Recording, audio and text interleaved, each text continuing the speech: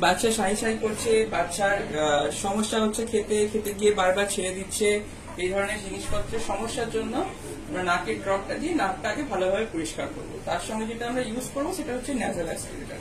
ভালো করে দেখে নিন কিভাবে আমি ইউজ করবো। আচ্ছা, ন্যাজাল অ্যাসপিরেটর দেওয়ার আগে আমরা আগে নাকের ড্রপটা নাকে একবার দিয়ে দেবো। নাকের ড্রপ দেওয়ার সময় নাকের ড্রপটা নাকের মধ্যে ঠেকিয়ে দেবেন। মাথাটা ভালো করে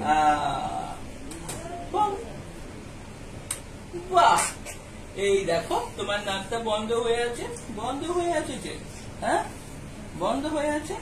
নাকে ভিজিয়ে নেওয়ার পর এটা নাকের ভিতরে দিয়ে আমরা একটুখানি বের করবো। এই দেখুন এই জিনিসপত্রগুলো বেরিয়ে আসছে।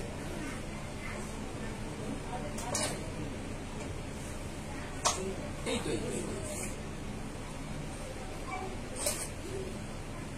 তাহলে নাজেল ড্রপ সঙ্গে নাজেল অ্যাসপিরেটর ইউজ করলে বাচ্চাদের এই ধরনের নাক বন্ধের ব্যাপারগুলো অনেকটা কম হবে, অনেকটা কম হবে।